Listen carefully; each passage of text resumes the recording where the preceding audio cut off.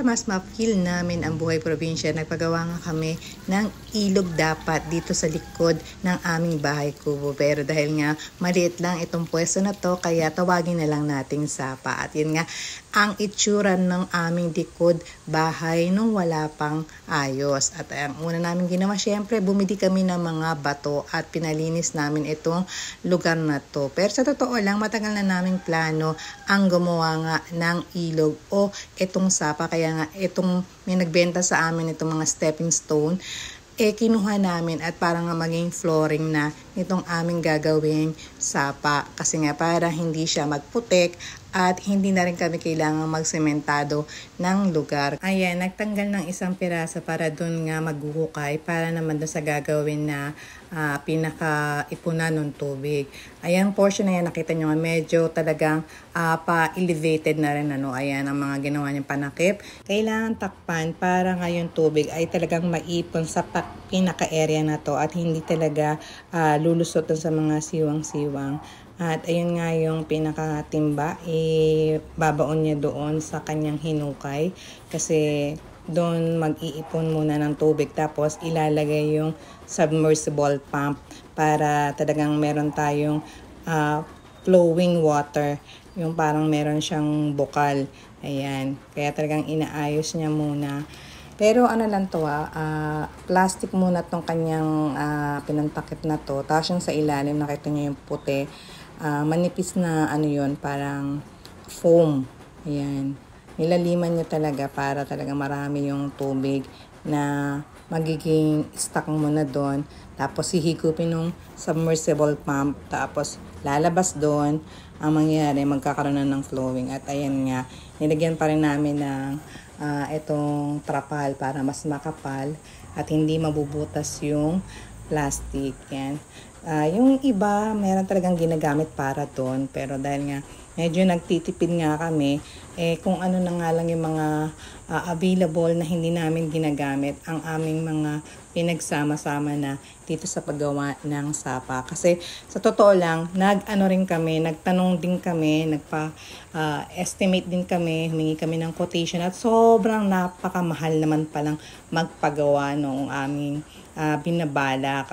Usually sa mga landscaper, yung mga gumagawa ng mga fountain. Yun, nagtanong kami, ilan din yung pinabisita namin at humingi kami ng quotation.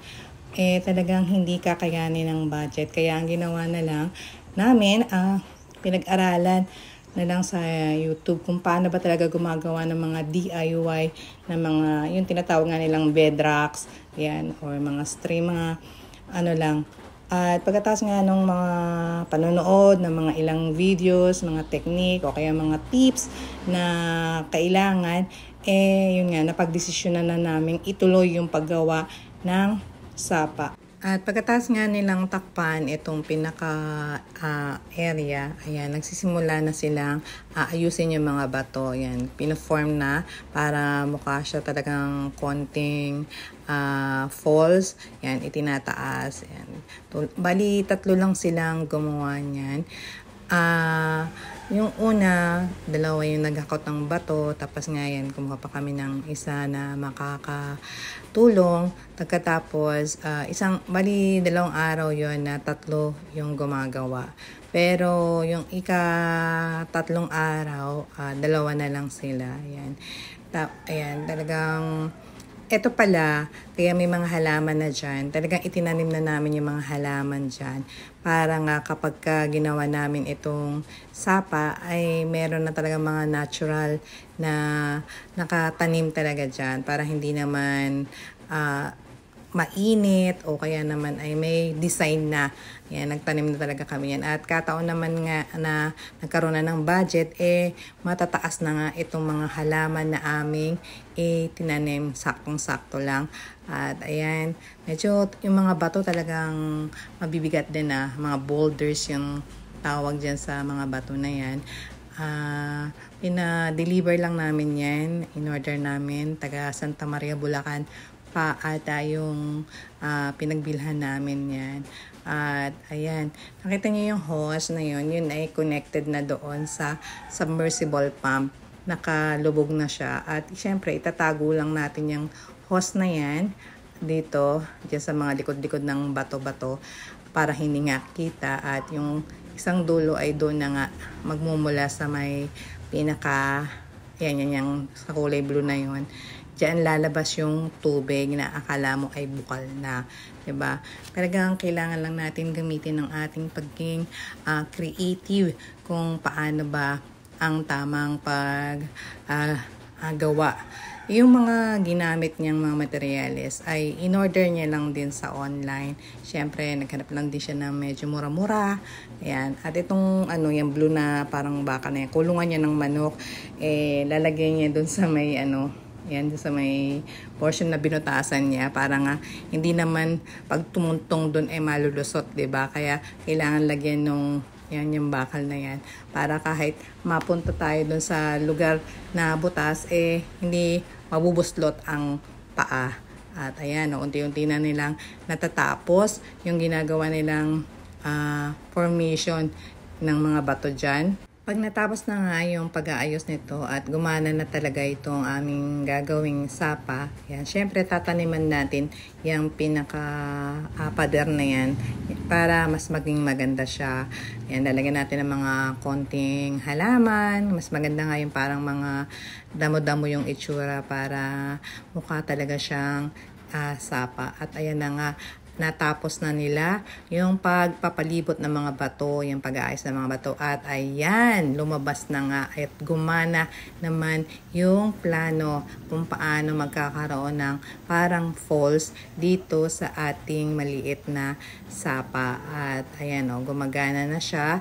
Yan, i-check niya lang yung submersible pump kung ayos yung pwesto, at ayun na nga yung hose. Kasi 'di ba, yung hinukay niya, nag-ipon muna ng tubig doon. Tapos yun naman yung sisipsipin nung submersible pump, dadaan naman dyan sa hose, at doon na nga yun magkokonekta para lumabas naman, 'di ba? Paikot-ikot lang yung tubig na mangyayari dyan. Kaya ngayon, yung may ipon naman naming tubig dyan at talagang medyo marumi na, pwede rin na namin gamitin sa pagdidilig ng aming mga halaman. Kaya kumbaga hindi naman talaga masasayang. At ayan, nagkakalat na sila ng maliliit na bato para matakpan yung pinaka-trapal. At yan, kumbaga hinugas-ugasan din yung mga bato para nga luminis din naman yung tubig. Ito na yung ikatlong araw. Bali, dalawa na lang silang gagawa dyan kasi nga magkakalat na lang sila ng mga pebbles. Parang, ayan, nagtakip din ng trapal pa dito sa, yan, yung tinatapakan niya, yung kulay blue. Para nga hindi naman magsitubo yung mga damo. Kasi kung wala yan, sigurado, nahihirapan kaming linisin o mag-alis ng mga damo-damo. At ayan, ikakalat niya lahat yung mga bato na yan dyan sa ating maliit na sapa. Ayan. Yan, dalawa na lang sila, yung isa naghahakot at si Boss Apollo nga yung nagkakalat naman ng mga bato sa paligid, maliliit na bato, 'di ba? Parang natural yung dating, 'di ba? Sa mga sapa o ilog, maraming mga bato-bato doon, 'di ba? Yung mga maliliit. At ayun, nakita niyo yung puti na yan, yun yung extension namin.